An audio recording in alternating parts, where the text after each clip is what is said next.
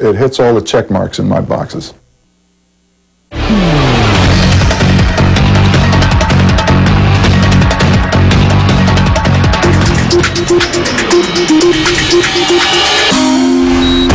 Nagbabalik ang unang balita, tag-init na kaya nauuso ngayon ang chickenpox o bulutong. At ayon sa Department of Health, kahit simpleng beso-beso, maaari makahawa ang sakit na ito. Darito ang report ni Mark Zambrano. Makakati at namumulang pantal sa buong katawan. Yan ang karaniwang sintomas ng chickenpox o bulutong tubig, isa sa mga sakit na uso pag tag-araw. Ayon sa DOH, highly contagious ang bulutong. Kaya pag nakakita na raw ng lesions at pangangati ng katawan, magpatingin na agad sa doktor. Huwag na rin daw makihalo sa maraming tao para hindi makahawa.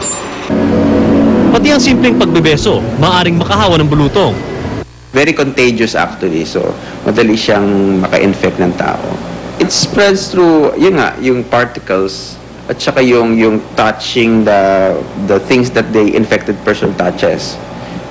Yung bed clothings niya, even the spoon and forks, siyempre, magkakaroon ng secretions yun eh. Bagamat hindi na magkakaroon muli ng bulutong ang isang taong dinapuan na nito, wala naman daw paraan para iwasan ito, kundi ang bakuna. May mga gamot na rin na available ngayon na makakatulong sa kati at hindi pagdami ng mga pantal. Sa tala ng San Lazaro Hospital, 16 na kaso ng bulutong tubig ang naitala mula April 1 hanggang 26. Pero bukod dito, dapat rin daw pag-ingatan ng conjunctivitis o sore eyes, mga sakit sa balat tulad ng prickly heat o bungang araw, heat stroke at diarrhea. Rough estimate kasi, since people are grouped together or in public, so it tends to go up.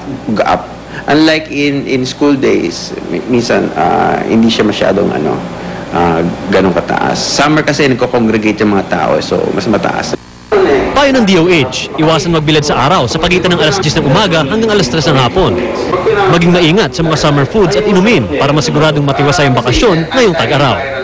Para sa unang balita, Mark Zambrano reporting. Kaugnay po ng balitang yan, makasama natin si Dr. Lyndon Lee Suy ng Department of Health. Doc, good morning. Yes, sir. Good morning po. Paano malalaman daw kung ang bulutong yung simpleng irritation sa balat, yun na pala yun? May kasama po ibang sintomas po yan. May kasama po pa ng panlalagnat, at unti-unti po nilita yung mga rashes na yan. Yung naman po rashes na ito, ang itsura po nito ay may nakaalsa po na may parang mga tubig sa loob, kaya tinatawag po natin bulutong tubig. Papasantabi lang po tayo sa mga nag-aagahan, medyo hindi yung video natin. Papa. Pero bago po kasi lumitaw yon, magkakaroon muna talaga ng panlalagnat. Lagnat muna at po. unti-unti po lilito talaga sa ating mga katawan. Ang pinakamaigit po siguro dito, mapatingin po natin kaagad kung may nararamdaman po at kung may lumitaw po ng mga ilang-ilang putlik sa katawan. Para sa gayon, mapayuhan sila kaagad ng doktor kung anong dapat gawin. Gaano po ba katagal itong bulutong pag nadapuan ng isang tao? Ay maaari po tumagal ito ng higit 1 linggo dahil kung ibibilangin natin pati pagtuyo at paglalangit po nito, medyo may katagalan po. Kasi all throughout the process po hanggang sa paglalangip, pwede po makahawa po ito ng pasyente. Yun ang problema, nakakahawa pala to. So kung matabihan ko ang isang may bulutong, pwede na ako magkaroon, Doc? Posible po. Ang ano lang nga lang po dito, kung dati po na kayo nagkaroon ng bulutong tubig, wala po dapat ikabahala dahil nagpo-provide dito ng permanent immunity. Pero sa mga taong hindi pa po nagkaroon, kung kaya lang pong pinipilitin, pati adults po, pwede po magkaroon ng bulutong tubig. So, lalo na kung wala pa pong history ng pagkakaroon po nito. So, maaari po talaga. Kaya ang pinapayo po natin dito, kahit sa mga kasama natin sa bahay, hiwalay po natin kung lalo na't may kasama tayo may bulutong tubig po. At binabanggit po ng Department of Health, maging sa simpleng beso-beso? Opo, dahil nakukuha po ito sa ating mga droplets po eh. So, pag nagbeso po, humalik po sa pisngi, may tendency makuha natin ng mikrobyo. So, maaari po talaga makuha, kaya kailangan talaga mag-maintain po ng distansya. Okay. Doc, bakuna lang ba talaga ang solusyon para hindi ka magkabulutong? Yes po. Ang bakuna po laban sa bulutong tubig, kasama po ito sa mga binibigyan natin sa mga bata. Bata po? Opo. Kaya po titingnan natin bakit parang ba't may bulutong pa kung may bakuna po. Isa lang po ibig sabihin nun, hindi po talaga ina-avail ng ating mga kababayan yung mga services na ino-offer po natin. Libre yun, ha? Libre po sa mga health center po. Pwede silang pumunta po. Pero may kaso ba kayo na nabakunahan na nung bata, pero nung lumaki, nagkabulutong? Posible ba yun? Yes po, maaari po. Pero maaari lumitaw po o mag-trigger lang po ng pagpubo ng pulutong noon. Hindi po kasi lala ng isang taong hindi totally nakatanggap ng bakuna. Maaring mild reaction lang po yung pwede sila magkaroon. Okay. Pero hindi po yung tulad ng iba na nakakita na po ng pulutong na buong katawan po talaga nagkakaroon po. Okay. So yung mga nanonood ngayon, pag pumunta sila sa health center, pwedeng pabakunahan yung mga anak nila. May schedule po yan. Okay. Pwede sila makipag-ugnayan sa health centers kung sino po pwede mag-avail at kung ano po yung mga schedule po. Okay. Doc, maraming salamat po.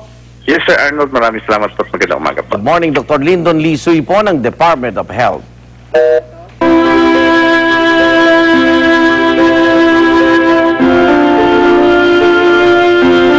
Isang Pilipinong kardinal ang nabigyan ng pagkakataon na makapagtrabaho sa Vatican sa ilalim ng liderato ni Pope John Paul II.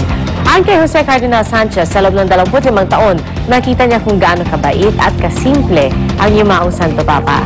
Narito ang report ni Susan Enriquez.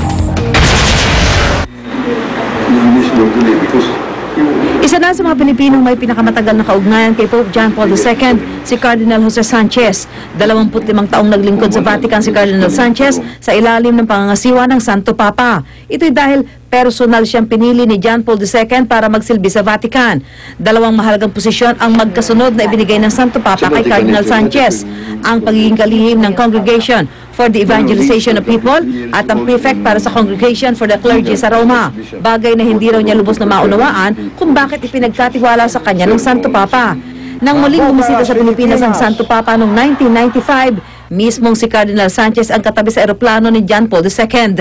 When the Holy Father came here, I became more intimate with the Holy Father, and I started to like the way he was treating everybody, and I became aware of his convictions and his interior unseen relationship with God. Sa tagal ng panahong nakasama ni Cardinal Sanchez ang Santo Papa, nakita niya kung gaano kabuting tao si John Paul II. Kaya hindi na rin siya nagtaka na itinakda ang beatification ng Santo Papa sa darating na linggo. What they are before God we're equal.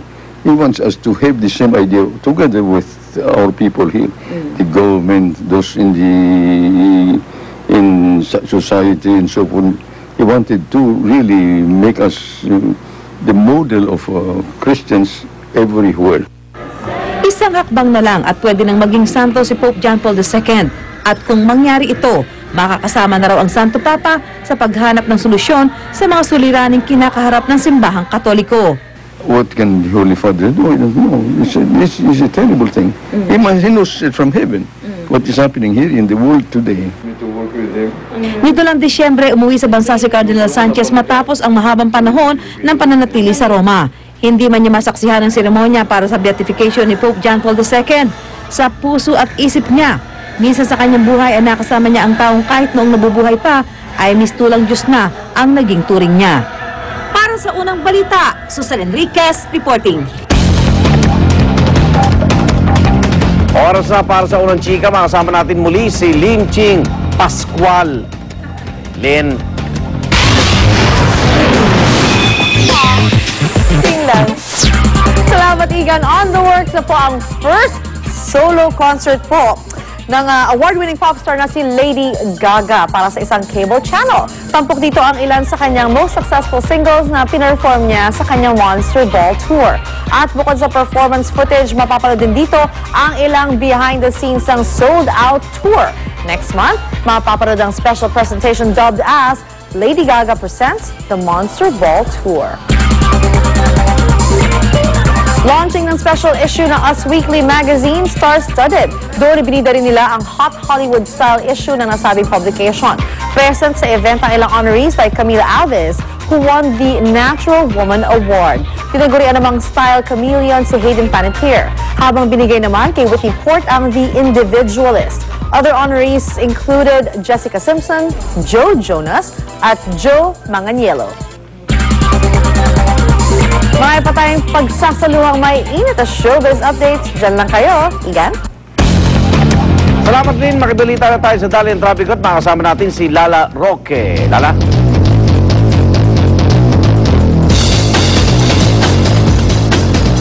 Igan, dito dito sa Commonwealth Avenue, nagsisimulan ng dumagsa ang mga motorista. Pero dahil sa luwag ng kalsada dito, lalo na yung palabas dito sa Quezon City Circle, wala namang problema. Bagaman nagkakaroon ng pagsikip, yung 2 to 3 lanes kasi ginagamit ng mga jeep, ng mga taxi at bus para magsakay lang ng mga pasahero. Pero maliban dyan, walang problema. Yung kabilang lane, lalo nang mas maluwag. Yan yung papunta naman ng Fairview. Kaya paalala sa ating mga motorista, huwag masyadong mabilis mag-drive dahil sa sobrang luwag naman ng daloy ng trapiko dyan sa bahagi na napapunta ng Fairview. Samantala, kumustahin naman natin ang EDSA Kamuning. Partikular na po yan yung pakanan natin na yung sa kanang side, yun yung papunta ng Makati. Pila na po ang mga sasakyan sa mga oras na ito. Pero yung kaliwang bahagi papunta ng Monumento ay maluwag pa ho ang daloy ng trapiko sa mga oras na ito. Yung sa Ortigas Avenue rin, yan po yung nakikita natin yung kaliwang bahagi palabas ng EDSA. Yung kanan naman, papunta ng Rizal. Yung sa Rizal ho, medyo mabagal lang daloy ng trapiko. Pero yung sa kabila, yung sa EDSA, nakatigil na po halos ang mga sasakyan dahil sa dami na rin ng mga motoristang nasa labas na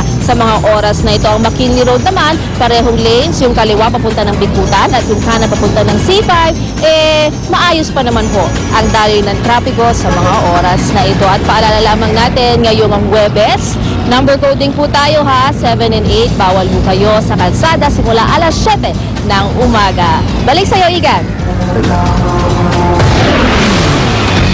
Salamat, Lala. Hinit namin mamaya deployment ban sa Syria. Ipatutupad ang POEA sa gitna ng gulo sa naturang bansa. At silipin ang kakibang pedicab sa Germany na ginawa para sa royal wedding. Balikan po natin Susan para sa kanyang mga memorabilia ni Pope John Paul II dyan po sa lungsod ng Maynila. Susan? Yes, maraming salamat Arnold. Ito po nasa likod ko. Ito pong Pope Mobile na ginamit ng ating mahal na Santo